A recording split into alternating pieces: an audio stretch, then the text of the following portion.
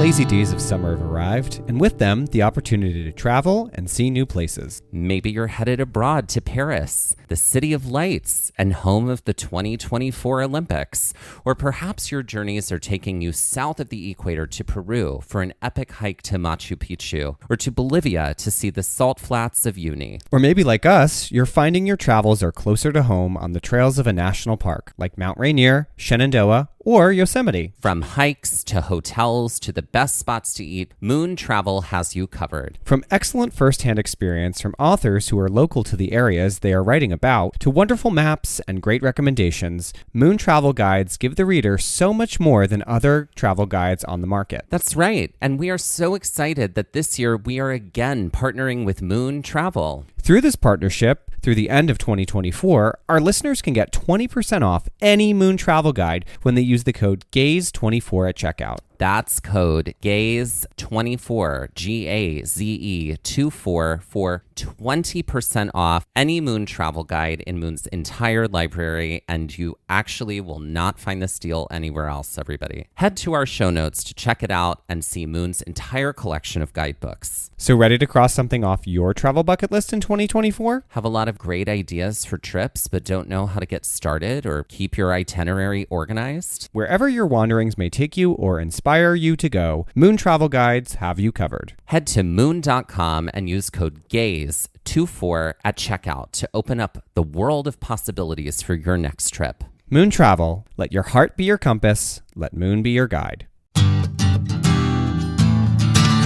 Hello and welcome to Gaze at the National Parks, the podcast. I'm Dusty. And I'm Mike, and welcome to our Season 6 Summit. If you are new to the podcast, our Summit episodes are how we wrap up each season of Gaze at the National Parks, the podcast. It's our way of looking at each of the parks from this season through 4 different lenses. While in each of our main stage episodes, we get a chance to talk about hikes in a national park, we don't often get to encompass a larger view of the park space itself. Our Summit episodes allow us to look at the parks from the season by examining the visitor experience, the history, the environment and wildlife, and on a much grander scale, the hiking and experiences within the parks. In this Summit episode, we will be discussing history, a subject the both of us thrived in and loved and continue to love to this day. It's true. While I may have a blind spot for presidential history and Mike's world history might be a little rusty, it's something that continues to intrigue us both and drives our curiosity to know more. Trying to talk about the history of one place is a really big job. So for our Summit on Histories, we have sorted through and pulled at the pieces that seem most appropriate to this episode. If we started pulling at all of the pieces, we might be buried below a Jenga brick pile of information. There is a ton of information to always discuss, especially about the parks. It comes in all different sorts of formats. It also comes in all different sorts of histories, from the indigenous people in the parks to settlers that may have come into the space, to sometimes mining operations, to the way that the park space is operated, to climate change, to a whole host of other things. And so one can very quickly feel, oh, I pulled too many bricks out and now they have come crashing down upon me. Yeah. Another way I like to think about it when it comes to like a Jenga tower, it's all of that history is living together and all of it is being, built together to create what it is. Yes. And if you were to try to remove one thing, you can't. Yeah. Because it is connected to everything. Exactly. You got to kind of talk about everything in some way, shape, or form. Let's talk about parks in order this time, examining a little bit of our history from each of these parks. Now, as we've stated before, this is by no means the entire history of any one of these park spaces, as we would be here for a multitude of episodes on each park if that were the case. But rather, this is a broader overview to provide some context. Our first park from the season was Mammoth Cave. We would like to acknowledge that while hiking and visiting the land, also known as Mammoth Cave National Park, that we were on the traditional and stolen lands of the Cherokee, Shawnee, and Yuchi people. When it comes to the indigenous people that inhabited the land, now also known as Mammoth Cave National Park, we know that the human history of the park started about 12,000 years ago, and that the cave exploration about 4,000 to 5,000 years ago. The people of the area were mostly hunter-gatherers who utilized the cave for its resources, mainly gypsum. It is uncertain what the gypsum was used for, as the soft mineral would not do well outside of the environment of the cave, but several theories have emerged, including use in agriculture, ritual, or medicine. The original people of the area explored about 19 miles of the 426-mile-long cave. Evidence of these early people comes by way of materials left within the cave, as well as petroglyphs carved into the cave walls and pictographs, which were added to the cave walls with charcoal pigment. Eventually, the caves became less and less used by these early people. While the caves were likely used year-round, preserved waste samples show that the late spring through early fall were likely peak times of use. Along with utilizing Mammoth Cave, several other sites on the Mammoth Cave property were used by these first people, including Salt's Cave, Dixon Cave, and Martin Cave. When it comes to later cave exploration, Mammoth Cave has a deep and storied history, which at some points is a little intense. To hear a little more about caving, specifically in the Mammoth Cave system, and some more of the history of the cave, be sure to check out our Trail Mix episode from this season titled Caving with Bruce Hatcher. Mammoth Cave's discovery and use by white settlers to the area eventually became several enterprises that erupted into what is known as the Cave Wars. Because capitalism,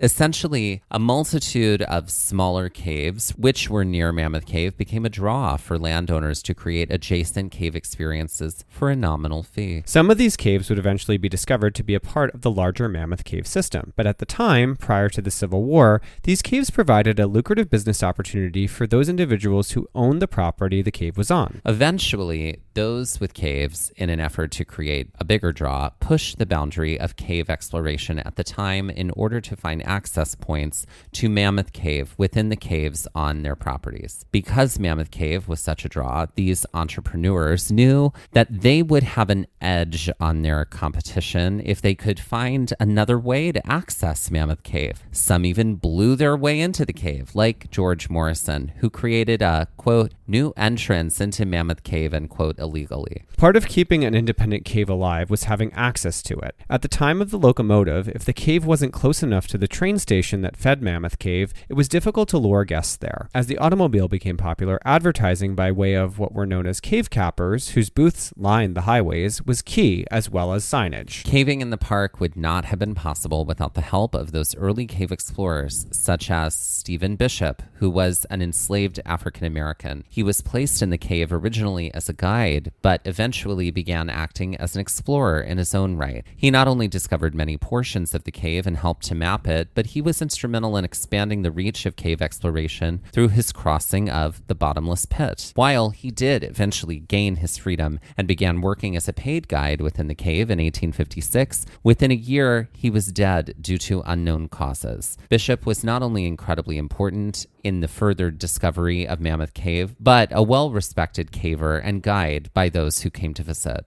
Now, let's turn our attention to Big Bend National Park. We'd like to acknowledge that while hiking and visiting the land, also known as Big Bend National Park, that we are on the traditional and stolen land of the Humanos, Cohocatan, Mescalero Apache, and Chizos people. The early people of the area, now also known as Big Bend National Park, can be seen in several waves up to the introduction of white European settlers to the region in the 1500s. From 10,000 to 6,500 BCE, the area of what is now also known as Big Bend National Park was very different, and larger flora and fauna were present. The climate shifted slightly. While still cool and wet, there came a gradual influx of heat. The large game of the time became a primary source of food, clothing, and shelter for the inhabitants of the park. As the climate shifted with the end of the last ice age, which was between 6,500 and 1,000 BCE, much of the megaflora and fauna either died out, was overhunted, or moved. This caused the indigenous people of the land to hunt smaller game and use more plants for food, clothing, and shelter. Spears were used as a primary weapon when hunting. This was an era where people adapted to the environment and relied more on the resources of the earth to help support a more thriving material culture. Eventually, more sophisticated weapons were developed, including the bow and arrow, which helped to aid in hunting. The period from 1000 BCE to the arrival of Europeans in the 1500s was marked with advancements in agriculture, crafts, and greater trade. With the arrival of Spanish missionaries in the 1500s, the Chizos people had moved high into the mountain regions of the park. Eventually, the Comanche people were ushered into the land in and around what is now the park and maintained a strong presence in the region for over 100 years. That is, of course, until these native people were eventually forced out due to expansion from the west by frontiersmen. One bit of fascinating history, which is still being uncovered within the park, is its rich fossil record. One thing to definitely do while you are in the park is to take time to visit the Fossil Discovery exhibit. This is right near the Panther Junction Visitor Center, and it is something you can hear more about in episode 109 from this season entitled Small Trails. The very cool thing about Big Bend National Park, which is different from a park like Badlands from last season, is that there were dinosaurs here within the park. Now, at some point, like much of the Midwest, Big Bend was covered by a shallow sea, known as the Western Interior Seaway. We chat all about this in our Trail Mix episode from Season 5 titled Fossils of the Badlands. This is the reason why you won't find any dinosaur fossils in Badlands, because it was covered with water. However, you will find fossils of ancient marine life there. Big Bend, unlike Badlands, eventually dried out. Well, not all of the way, at least not right away, but enough so that terrestrial dwelling dinosaurs could wander around. In fact, Big Bend has an incredible fossil record that spans beyond terrestrial dwelling dinosaurs to mammals, plants, and yes, even some of those creatures of the not so deep, shallow Western Interior Seaway. From the Western Interior Seaway to swampland to floodplain to eventual desert, the shifting landscape of the park over millions of years gave a great deal of prehistoric value to the park by way of fossils. Next, let's turn our attention to Wind Cave National Park. We would like to acknowledge that while hiking and visiting the land also known as Wind Cave National Park, that we were on the traditional and stolen land of the Oglala Lakota, Cheyenne, Osheti Shikoan, Minikoju, and many other indigenous people. It is from the Lakota that the creation story which involves Wind Cave is told. In this story, the first people emerge from Wind Cave to populate the earth, but that is not before the trickery of earthbound spirits forced other humans to the surface, in direct disobeyal of the Creator. These disobeyers became the first buffalo, whom the Creator told the true first people to follow for food, tools, clothes, and shelter. While the opening of Wind Cave was once much larger, as the true first people entered onto the earth, the Creator shrunk the hole down in order to help remind people where they had come from. This creation story is obviously much more involved than this summary, but it underscores why Wind Cave is so important to the original indigenous people of the plains. As settlers moved into the area, Wind Cave became more of a spectacle and less of a sacred site. With the discovery of the cave by the Bingham brothers in 1881, the cave went through several waves of interest and popularity. While the cave was first explored by Charlie Crary of Custer, South Dakota, by squeezing his way into the natural entrance and moving along by candlelight, eventually a larger opening was created to allow ease of entrance. There was eventually speculation in the cave through mining rights from the South Dakota Mining Company, with J.D. McDonald acting as the manager of the claim. With him came his 3 children. His son Alvin became enamored with the cave itself, so much that Alvin began to document and map the cave through systematic exploration. Though the mining operation was a bust, the cave garnered interest as a spectacle. Eventually, the McDonalds took on a business partner in John Stabler. As time waxed on and the cave became more popular, so much so that a hotel was built nearby, the South Dakota Mining Company came calling to claim the land back. Years of lawsuits, which first saw Stabler and McDonald as co-defendants against the mining company, eventually saw Stabler and McDonald vying for the rights to the land and the cave for themselves. In 1900, the cases were ultimately settled as no party other than the federal government would retain the land, as it would eventually be removed from settlement and shortly thereafter designated a national park. Moving away from the caves and capitalism, let's turn now to Gateway Arch National Park. We would like to acknowledge that while visiting the land, also known as Gateway Arch National Park, that we are on the traditional and stolen land of the Kickapoo, Kaskaskia, Osage, Miamia, Ogapah, and Oceti-Sakowin. The history of Gateway Arch National Park is ultimately tied to the Louisiana Purchase and the history of the city of St. Louis. You can hear more about this in our Trail Mix episodes from this season titled The Core of Discovery, as well as episode 113, Gateway Arch National Park, Part 1. Because of St. Louis' strategic point on the Mississippi River, the city acted as a jumping-off point to the west, as well as a center of commerce for the country from north to south. As the boundaries of the country ebbed ever westward, even prior to the Louisiana Purchase, settlers pressed their luck as they moved west. Eventually, as land opened up legally to white settlers, manifest destiny emboldened them to claim what they believed to be rightfully theirs. This led to conflicts, treaties, and eventual removal of Native peoples from land that was in fact rightfully theirs. Both the reservation system and the programs of conversion of Native people to a more European American and Christian way of life became mainstays. The expansion westward not only removed Native people from their land, but also worked toward erasure of their culture. One such erasure that occurred in the city of St. Louis was that of their mounds. St. Louis was once known as Mound City, yet today no mounds remain within the city. In fact, the closest you'll be able to find mounds of a similar quality is several miles east at Cahokia Mounds State Historic Site. The mounds that were scattered about the city of St. Louis and can be found at Cahokia show a thriving and complex economic and social structure of these indigenous people prior to the settlement of white Europeans. They also represent some of the most impressive and complex archaeological sites north of Mexico in the Americas. The mounds that once populated the city of St. Louis, giving it the name Mound City, were removed to make way for the development of the city itself. While some of these mounds acted as burial sites for the Osage Nation, others may have served purposes like those at Cahokia, as public buildings and for astronomical study. The arch, which was created to commemorate the expansion westward, also commemorates a great deal of pain for indigenous people and national shame for our treatment of these original caretakers. While the arch gives the city a unique skyline, it also acts as a blight and a reminder of wounds that may never be healed. It is no wonder that so many people question the elevation of this monument to national park status.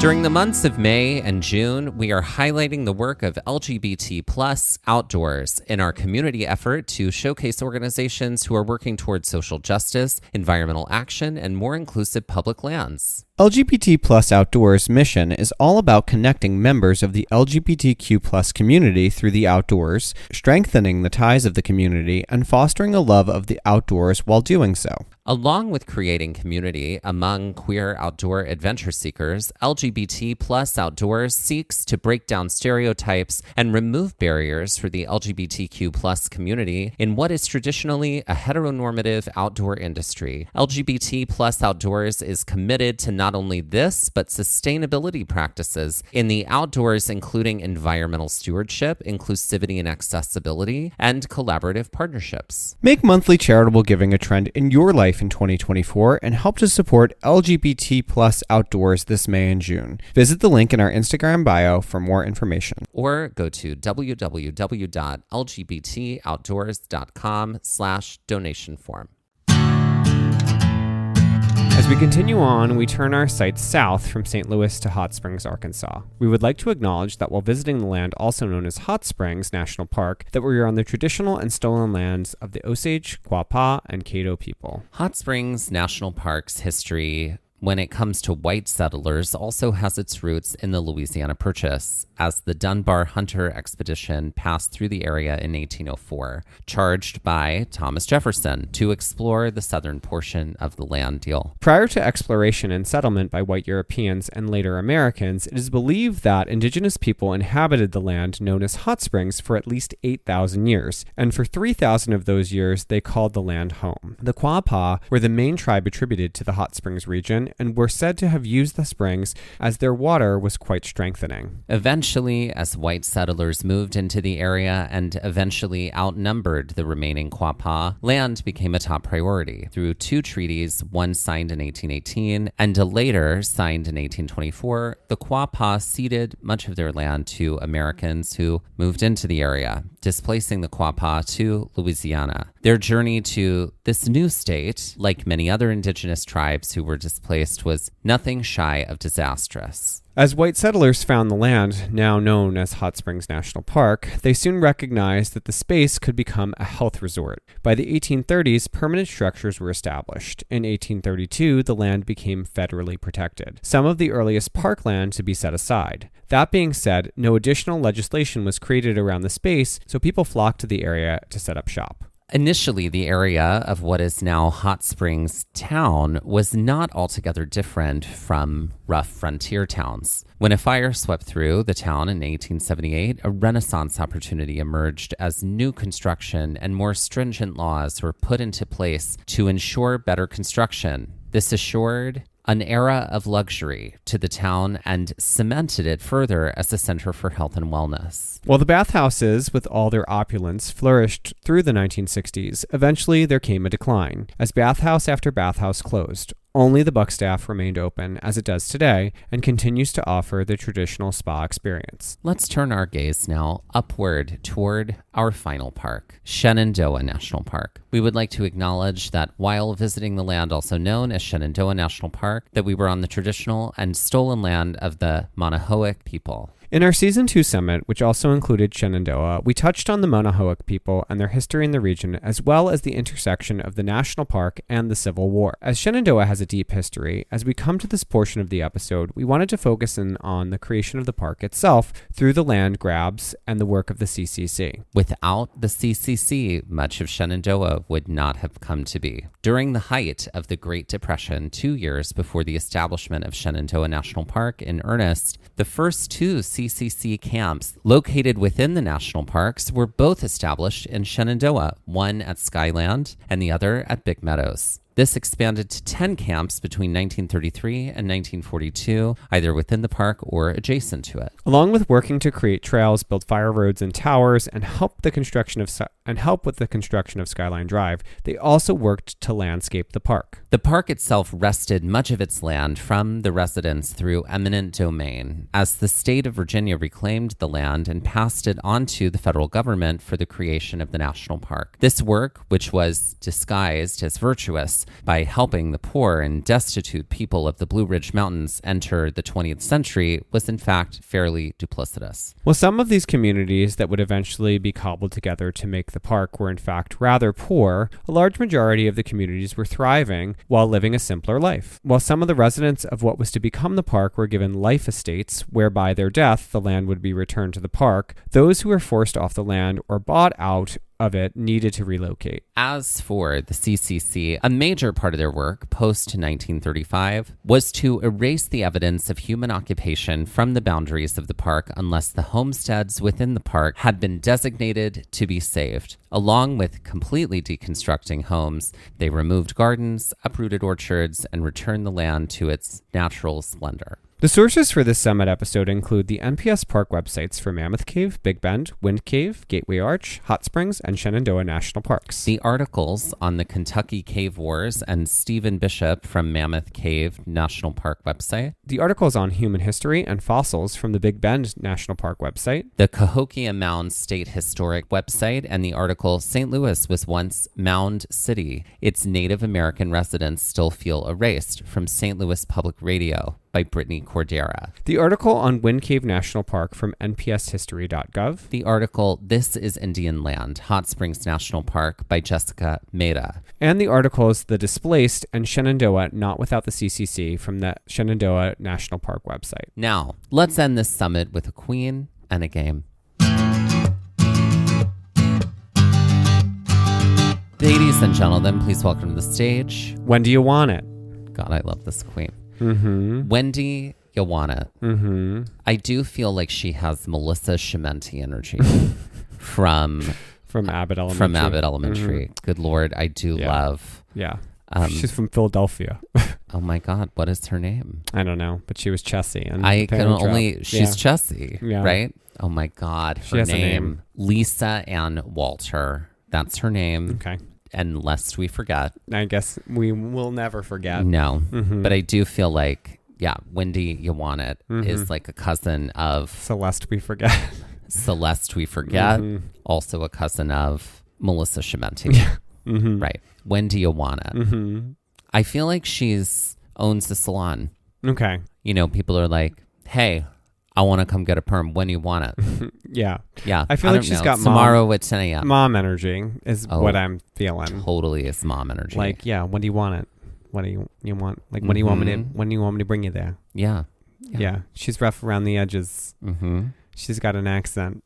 She does. She's here to tell you how it is, and you better be ready, because it's coming whether you want it or not. When you want it? Yeah. Whether you like it or not. So I feel like she's like an insult comic. Yes. Yeah. Queen. I like that. Yeah. I like that. She's telling it like it is. Oh, yeah. As they say. What's the song she lip syncs to? I'm just imagining her lip syncing to Hung Up by Madonna. Time moves by so slowly. And just like maybe not just like lip-syncing. Hitting her watch over and over again. Right? Yeah. No, I like that. Hung Up She's by got Madonna. Judge Judy energy. She does. Oh, that's exactly who it is. That's it. She's It's got Judge Judy energy. Yeah. I do feel like What a wristwatches are her swag. Yeah, and It's I feel like definitely it's watches. her face on the watch. Yeah. Her face going like, you know. That was a very Kathy sort of It was pantomime Kathy, that you gave. Kathy-esque. Kathy, like the Comic strip Kathy. The comic strip. Chocolate, chocolate, chocolate. Ack. Exactly. So, ladies and gentlemen, please welcome to the stage, When Do You Want It? And let's end this summit with a round of Jeopardy-style trivia. What have you got prepared for us now, Mike? Well, speaking of threads, which we started talking about at the beginning, specifically with threads of history, we're going to play a game that ties some loose threads together from history as it relates to the national parks. Great. I'm going to offer you 3 events in history that have a connection thread of a year. And every 3 events with the common year is also going to share the same year of one of the national parks from the season when it was established. Oh. So, hold tight. Don't panic yet. I'm going to give you the year and the park, and I'm also going to give you some clues. You're just going to need to answer the clues. So you're going to know basically everything. You just got to give me the answers to the clues. You'll see how it goes as soon as everything is based off of a single year. Got it. You'll be understand fine. that. I'm following that. Okay. Yeah, great. The year is 1941, and Mammoth Cave is established as a national park. There's going to be 3 events I'm going to give you clues to. You're going to need to name all 3. I got it. Okay? I got it, yeah.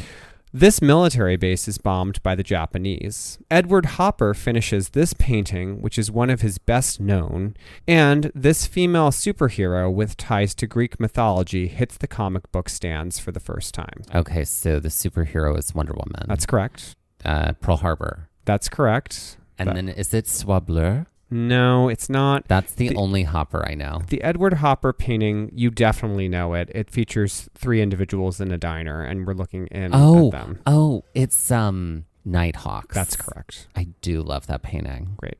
I don't even know that other painting you mentioned. Is that Bleu? Soie Bleu. There's a lot of different people in that one. The year is 1944, and Big Bend National Park is established. Operation D-Day commences on these French beaches. This famous Tennessee Williams play debuts in Chicago, and this star of Matilda and It's Always Sunny in Philadelphia is born. All right, so it's Danny DeVito. Yep. The Normandy beaches of Normandy. And then 1944, is it Glass Menagerie? That's correct. It did premiere in Chicago. And let me tell you about that original production. It was the first time they ever created what looked like a floating box in the air. Like it was above the stage space and everything just looked like abyss around it. And you would know because you were there, because you're 155. That's right. And you were in your prime then. That was before the gray hairs. Yeah. The year is 1903, and Wind Cave National Park is established. This wizard of Menlo Park electrocuted an elephant. The first box of these waxy coloring instruments is sold. This automobile company is founded. Its Model T would eventually be released 5 years later. Okay, so we're talking Thomas Edison. Yep. Crayons. What kind of crayons specifically? Colored crayons. Be specific. Crayola crayons. There we go. Yep. No, I lost the third one. This automobile company is it's founded. Ford. Yes, that's correct. Okay, great. The year is 2018, and Gateway Arch National Park is established. This former president and first lady both die. This store with mascot Jeffrey files for bankruptcy. This actress joins the royal family. Okay. Is it Carter? No. In Carter is still 2018? alive. No. Okay. Eisenhower. No. Oh. Is it the Bushes? That's my answer. Which Bushes? Bush Sr. Yes. And Barbara. Yes. They did die together Not. in each other's arms, like The Notebook. And then what were the other ones? The store with mascot Jeffrey files for bankruptcy, and this That's actress Toys R Us. and this actress And that's joins Meghan Markle. That's correct. Just Okay, cut great. me off some more. The year is 1921, and Hot Springs National Park And Mike was born. And Hot Springs National Park is established. The first burial at this grave site occurs in Arlington National Cemetery. The Sheik, starring Rudolph Valentino, is released. He is later played by this actor in American Horror Story Hotel. Both Washington and Oregon are hit by this extreme weather event not typically seen on the West Coast. Okay. Is it a hurricane in Washington and Oregon? That's correct. And then they buried a soldier in Arlington? Yes, Or but it's a specific grave A site. veteran? It's a specific grave site. A president? This is the first burial at this grave site. Then I don't know. What is the Tomb of the Unknown Soldier? Oh, okay. Tomb of the Unknown Soldier. That I am familiar with that, and I did not remember it right now. And then what was the one I'm missing? The Sheik, starring Rudolph Valentino, is released. He is later played by this actor in American Horror Story Hotel. Elizabeth Taylor. Incorrect. I don't know. Who is Finn Whitrock? Finn Whitrock. Got it. He played that man Yes, in that's how the American clue was Horror delivered Story to you. Hotel. I thought that the character appeared in American Horror Story Hotel, which would have also been a correct interpretation of that. No. Yeah. Not how it was written. Yeah, no, you said that. No. Where I was getting confused is, read it one more time. The Sheik, starring Rudolph Valentino, is Good. released. Okay, right there. Okay, so The Sheik, starring Rudolph Valentino, who is a dancer, is released. He is later played by this actor in American Horror Story.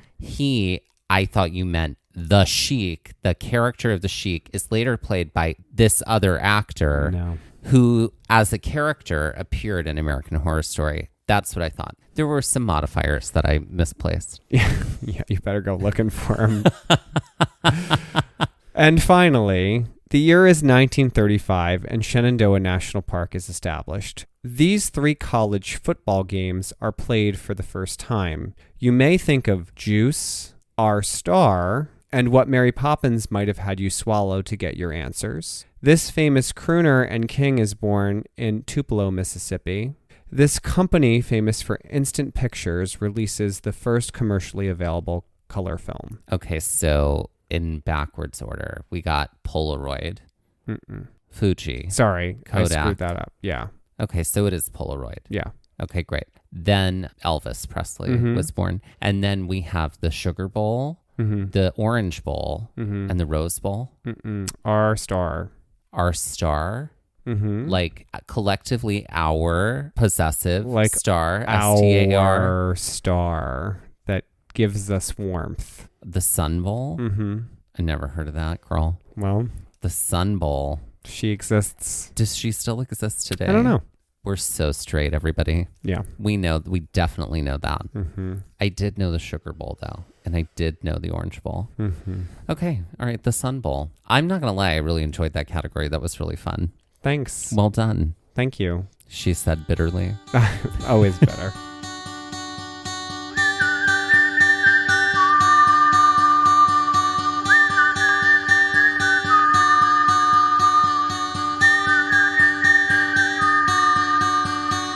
This has been Gaze at the National Parks, the podcast, and we're here to remind you to hike early and hike often, and that adventure is always out there. Gaze at the National Parks was created and is hosted by us, Dustin Ballard. and Michael Ryan. To see images from this episode, follow our Instagram at Gaze at the National Parks. To contact us, email us at gazeatthenationalparks@gmail.com. And to find out more about the parks visited on this show, visit our website, gazeatthenationalparks.com. And that's Gaze, G-A-Z-E. All original artwork featured on Instagram, on our website, and In the Gaze Shop is by me, Michael Ryan. All original music was written and performed by Dave Seaman and Mariella Klinger, with Sean Sclios on guitar. This episode was edited by me, Dustin Ballard. We would also like to acknowledge that while recording this episode that we are on the traditional and stolen lands of the Lenape people, also known as Ocean County, New Jersey.